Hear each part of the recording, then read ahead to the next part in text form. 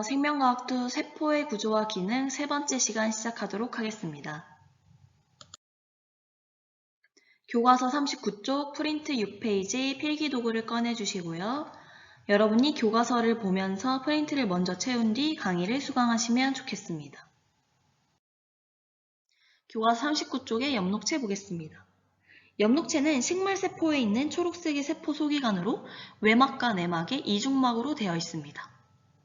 이 세포 소기관 단원에서는 역시나 이중막인지 단일막인지 여러분이 알고 있는 게 중요하기 때문에 이중막이라는 것을 외워주시고요. 엽록체의 내부는 그라나와 스트로마로 구분이 됩니다. 그라나는 틸라코이드가 쌓여 층을 이룬 구조인데요. 오른쪽 그림을 함께 볼게요. 틸라코이드는 이 엽록체 내부에 있는 원반 모양, 동전처럼 생긴 구조물 있죠? 얘를 틸라코이드라고 하고 이 틸라코이드가 층층이 쌓여있는 것을 그라나라고 부릅니다. 그리고 이 틸라코이드 막에는 광합성 색소와 단백질이 있습니다. 이것과 관련해서는 우리 광합성 배울 때 좀 더 자세히 나옵니다. 그 다음에 스트로마는 엽록체의 기질이라고 부르는데요. 우리 세포의 기질이 세포질이죠. 세포에서 세포 소기관 빼고 나머지 빈 공간을 세포질이라고 했듯이 스트로마도 엽록체에서 틸라코이드와 그라나 있는 부분 빼고 나머지가 스트로마입니다. 선생님이 지금 색칠하고 있는 부분 있죠? 이곳이 스트로마입니다. 그리고 3번 특징 보겠습니다. 3번 특징은 얘는 꼭 외워주셔야 돼요.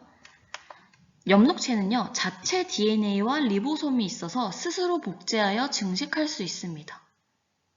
우리 원래 DNA는 핵에 있죠? 그리고 리보솜은 소포체에 붙어 있거나 아니면 세포질에 있거나 하는데 이 엽록체는 얘가 자체적으로 DNA와 리보솜이 있기 때문에 이 안에서 스스로 단백질을 합성할 수 있습니다. 그리고 자기 자신을 복제할 수도 있습니다.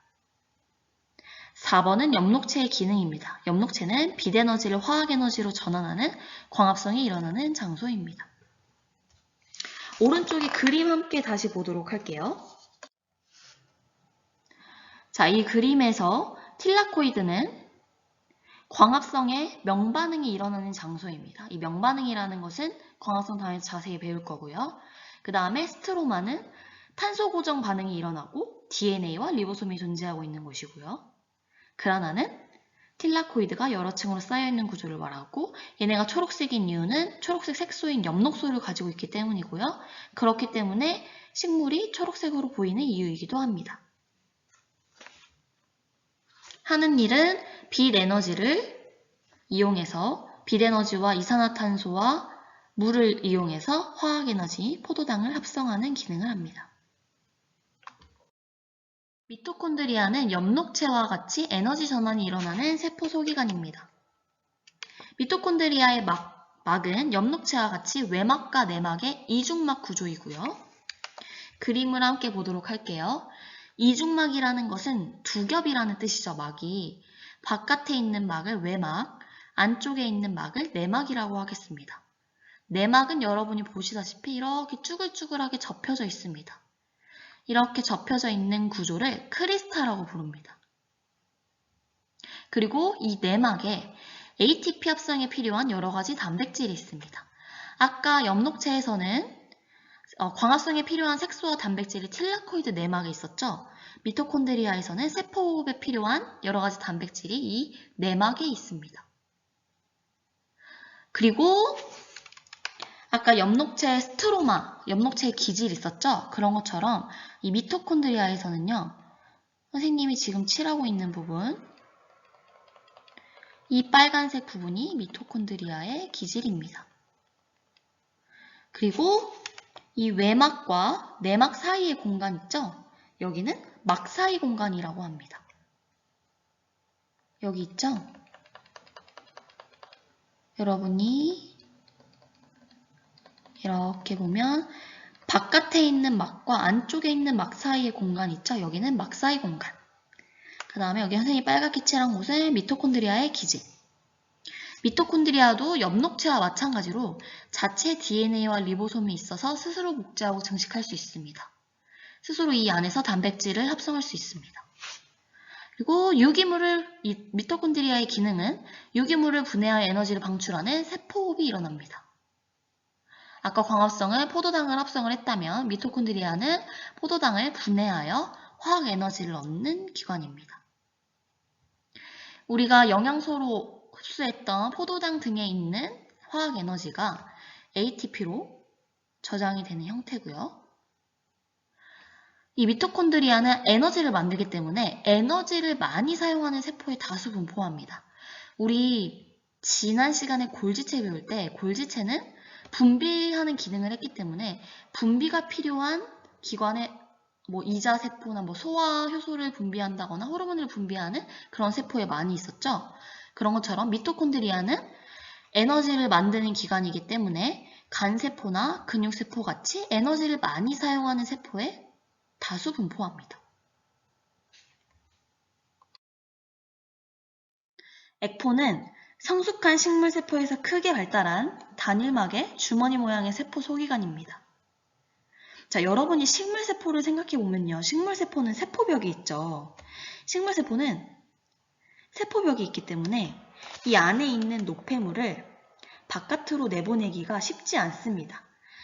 동물세포는 세포 외 배출이라는 물질의 수송 방법을 쓸 수 있는데 식물세포는 세포벽이 있기 때문에 세포 외 배출이라는 물질의 수송 방법을 쓸 수가 없어요. 이거에 관련해서는 세포의 배출이 뭔지는 다음 단원에서 배울 텐데 지금은 그냥 식물세포는 세포벽이 있기 때문에 물질을 배출하기가 동물세포보다 어렵다라고 정도만 생각해 주시면 돼요. 그래서 식물세포에서 영양소나 노폐물이 생겼을 때 밖으로 내보낼 수가 없으니까 내부에다가 저장하는 공간이 필요합니다.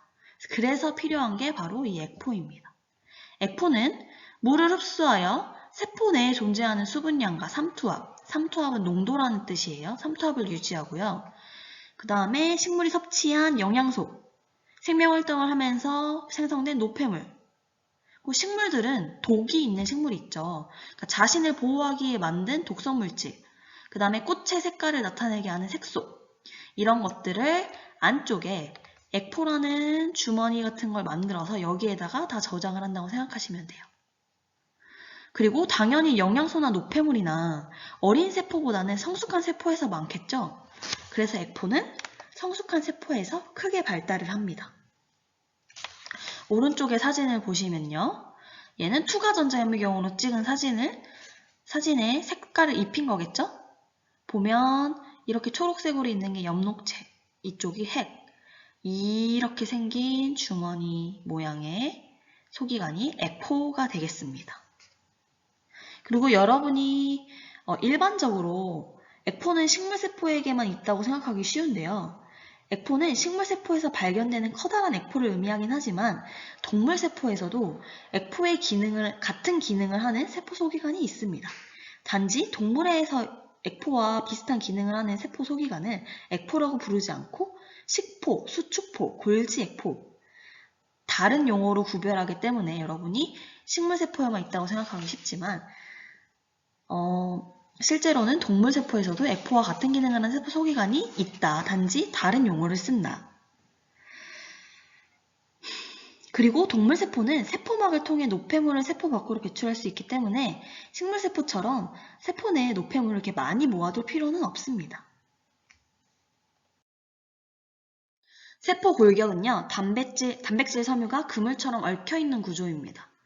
자, 이 아래 그림 보시면 이쪽에 있는 초록색 관, 그 다음에 이 노란색 가지처럼 돼 있는 거, 그리고 이 아래쪽에 있는 얇은 초록색 관, 요 세 종류가 모두 세포 골격입니다.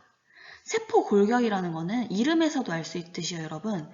이 안에 있는 세포 소기관들이 마구마구 움직이면 안 되겠죠. 세포 소기관의 위치를 결정짓고요. 그 다음에 세포의 형태가 아무렇게나 움직이면 안 되기 때문에 세포의 형태를 유지하는 뼈대 역할을 하는 것이 세포 골격들입니다. 지금 이 노란색의 중간 섬을 보면 세포 전체에 퍼져서 이 세포 소기관들을 붙잡아주고 있는 걸 볼 수 있죠? 세포와 핵의 형태도 유지를 하고요. 그다음 이 안에서 세포 소기관이나 소낭 등을 이동할 때도 관여를 합니다. 종류는 미세소관, 중간섬유, 미세섬유. 선생님이 프린트에 기능을 적어놓지 않은 거는요. 여러분이 기능까지 외우실 필요는 없고요. 지금 선생님이 써주는 것만 기억하시면 될 것 같아요. 미세소관은 선모나 편모, 구성. 그리고 미세 중간섬유는 뛰어넘고 미세섬유는 근육 수축에 관여하는 게 바로 이 미세섬유입니다. 미세섬유는 다른 말로는 액틴입니다. 액틴은 여러분 생명과학 1에서 배웠을 거예요. 근육 수축에 관여하는 세포 골격이 미세섬유. 기능은 이 두 종류 정도만 기억하시면 될 것 같고 나머지는 선생님이 생각했을 때는 크게 외우실 필요는 없을 것 같아요. 교과서 41쪽의 자료실 보도록 하겠습니다. 선모와 편모가 나와 있는데요. 선모와 편모는 세포의 운동기관입니다. 이게 무슨 말이냐면요. 여러분, 얘가 선모충류라는 동물의 한 종류인데요. 얘는 이 세포 표면에 나 있는 선모 이 털 같은 거 있죠? 이거를 이용해서 얘가 이동을 합니다. 얘네를 다리처럼 생각을 해서. 그리고 우리 알고 있는 정자 있죠? 정자 같은 경우는 이 뒤에 있는 편모로 헤엄쳐 가죠. 그래서 선모와 편모는 세포의 운동기관입니다. 일부 원핵생물과 단세포, 진핵생물, 동물과 일부 식물세포에서 볼 수 있고요. 기능만 함께 보도록 하겠습니다. 기능은 미세소관 2개로 이루어진 미세소관 다발 9개가 일정하게 둥근 간격으로 되어 있고 가운데에 미세소관 2개가 있다. 이게 무슨 말이냐면요. 우리가 아까 전 슬라이드에서 봤었던 초록색의 빨대 같은 구조가 미세소관입니다. 이 미세소관 2개가 붙어있는 게 한 세트예요. 이 세트가 하나, 둘, 셋, 넷, 다, 일곱, 여덟, 9개가 있죠. 9개가 이렇게 원으로 돼 있고 안쪽에 2개가 더 있습니다. 그래서 이쪽에 보면 미세소관 다발 9개, 가운데 미세소관 2개. 이 자료는 여러분이 참고로 한 번만 읽어주시면 될 것 같아요. 선생님이 교과서에 있기 때문에 설명을 했습니다. 한번 읽어보시고 넘어가면 될 것 같습니다. 중심체는 직각으로 배열된 중심립 2개로 구성됩니다. 여기서 중심립이라는 거는요. 이쪽에 이 하나가 중심립이고요. 얘도 중심립 하나. 이 중심립 2개가 직각으로 연결된 게 중심체입니다. 중심립은 아까 우리가 봤었던 미세소관 다발이 아까 편모는 2개가 세트였죠. 편모랑 선모는. 이번에는 3개가 한 세트예요. 3개가 한 세트인 게 하나, 둘, 셋, 넷, 다, 일곱, 여덟, 9개가 원형으로 구성된 게 중심립 하나고 이 중심립 2개가 직각으로 연결되니까 중심립 선생님 그냥 이렇게 그려볼게요. 이렇게 해서 얘네가 이렇게 90도 직각으로 연결된 게 중심체입니다. 중심체는 세포 분열할 때 세포 양극으로 이동해서 방추사를 생성을 합니다. 오른쪽에 있는 사진은 투과전자 현미경으로 중심립을 찍은 사진입니다.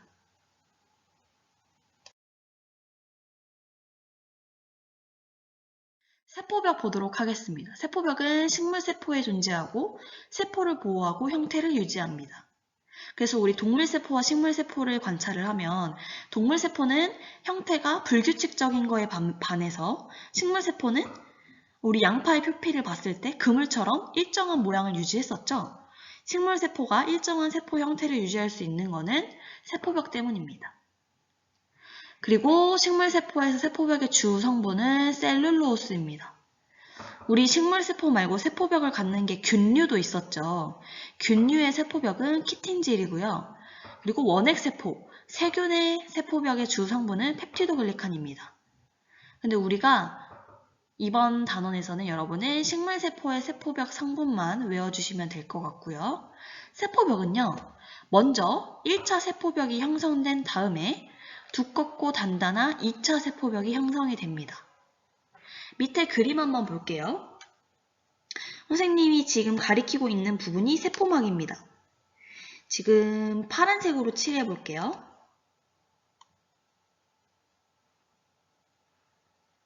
여기가 세포막입니다. 여기도 이 안쪽에 이 부분이. 그 다음에 지금 보면요. 초록색인 부분이 이 부분이 1차 세포벽이에요. 바깥쪽에. 초록색으로 표시를 해보겠습니다. 여기. 여기가 1차 세포벽입니다. 그러면요, 여러분, 어린 세포에서는 이 세포막에서 처음에 여기 사이가 2차 세포벽인데 2차 세포벽은 잠시 없었다고 생각을 해보세요. 여기 빨간색인 부분이 2차 세포벽. 인데 처음에는 세포막의 어린 세포에서 세포막 바깥쪽에 이 초록색인 1차 세포벽이 형성이 되고요. 그 다음에 세포가 커가면서 세포막과 1차 그러니까 세포막과 1차 세포벽 사이에 2차 세포벽을 구성하는 물질들이 쌓이면서 2차 세포벽을 구성을 하게 됩니다. 그래서 어린 세포에서는 처음에는 1차 세포막 다음에 1차 세포벽이었고요. 점차 세포막과 1차 세포벽 사이에 물질이 쌓이면서 단단한 2차 세포벽이 형성된다 라고 이해하시면 되겠습니다. 지금 여기도 보면요. 이렇게 세포 하나가 있는 거고 여기도 세포 하나가 있는 거예요. 세포 두 개에 이쪽에 세포 하나, 이렇게 세포 하나가 맞닿은 공간을 찍은 건데요. 이거는 이쪽에 있는 세포에 세포막이 있을 테고 그 다음에 2차 세포벽, 그 다음에 1차 세포벽. 마찬가지로 이쪽에 있는 세포도 이쪽에 있는 세포에 세포막이 이렇게 있을 테고요. 그 다음에 2차 세포벽, 그 다음에 1차 세포벽.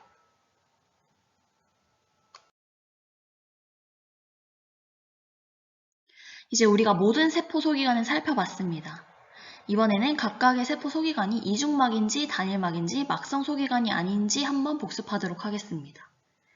이중막이었던 구조 한번 볼게요. 핵, 그리고 엽록체, 미토콘드리아가 이중막이었고요. 그 다음에 소포체, 골지체, 그리고 골지체에서 유래한 리소솜까지, 그리고 액포까지 단일막이었고요. 리보솜은 그냥 알갱이, 세포골격도 단백질 그물이었고요. 중심체도, 세포벽도 모두 막성 소기관이 아니었습니다.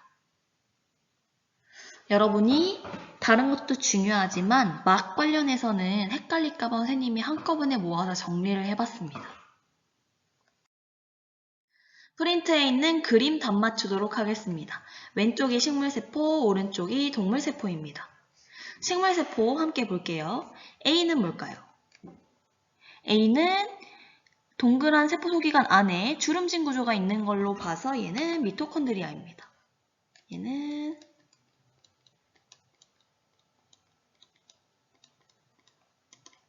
B 볼게요. B는 식물세포에서 크게 있는 막성세포 소기관이니까 얘는 액포입니다. 그 다음에 C 볼게요. C는 세포 소기관 안에 지금 동전 같은 게 쌓여져 있죠. 얘는 동전 모양의 틸라코이드가 쌓인 그라나를 가지고 있으니까 C는 엽록체. D는 뭘까요? D는 소포체죠. 핵과 연결되어 있고 그리고 여기에 붙어있는 작은 점들은 리보솜이니까 D는 소포체 중에서도 거친면 소포체겠네요.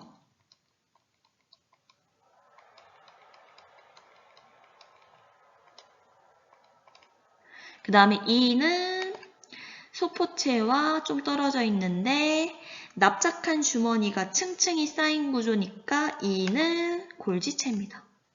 얘는 그 다음에 오른쪽 보겠습니다. 오른쪽에 동물세포 함께 볼게요. 자, B 뭘까요? B. 동물세포 중앙에 있는 가운데 있는 동그란 구조니까 얘는 핵입니다. 이번에는 파란색으로 써볼게요. 얘는 핵. 핵막과 연결돼 있죠? 그럼 얘는 소포체겠고요. 그리고 여기 점점점점이 붙어있는 걸로 보아서 A는 거친면 소포체겠네요.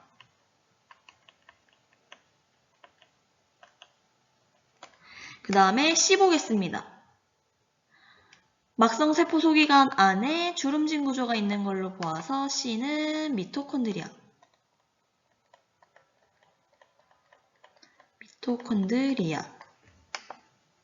E는 납작한 주머니가 층층이 쌓인 구조니까 E는 골지체. 아이고.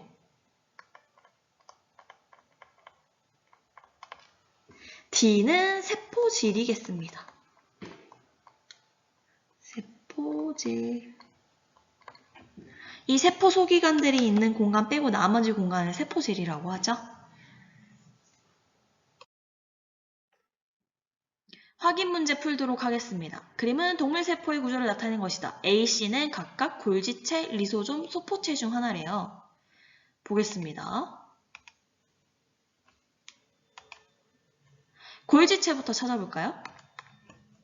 골지체. A가 골지체겠죠? 그러면 얘가 골지체. 그 다음에 리소좀. C가 리소좀이겠죠? 이 화면에서, 이 그림에서 납작한 주머니가 층층이 쌓여있는 이 구조가 골지체겠고요. 리소좀은 막성 세포 소기관이니까 가수분해 요소가 들어있어서 세포내 소화를 일으켰죠. 여기 안에 돌아다니는 B가 아니라 C가 리소좀일 테고요. 그 다음에 핵막과 연결되어 있는 뭔가 이렇게 관들이 겹친 구조 B가 소포체겠네요. 그럼 문제 한번 풀어보겠습니다. A는 소포체다. 아니죠? A는 골지체입니다. B는 식물세포에도 존재한다. 소포체는 식물세포에도 존재합니다. C는 세포내 소화를 담당한다. 리소좀은 안에 있는 가수분해 요소로 노폐물인 세포내의 노폐물이나 아니면 외부에서 들어온 이물질이나 노후된 세포 소기관을 분해하는 세포내 소화를 담당하는 것이 맞습니다. 그러면 답은 4번입니다. 네, 여러분 모두 고생하셨고 이것으로 수업을 마치도록 하겠습니다.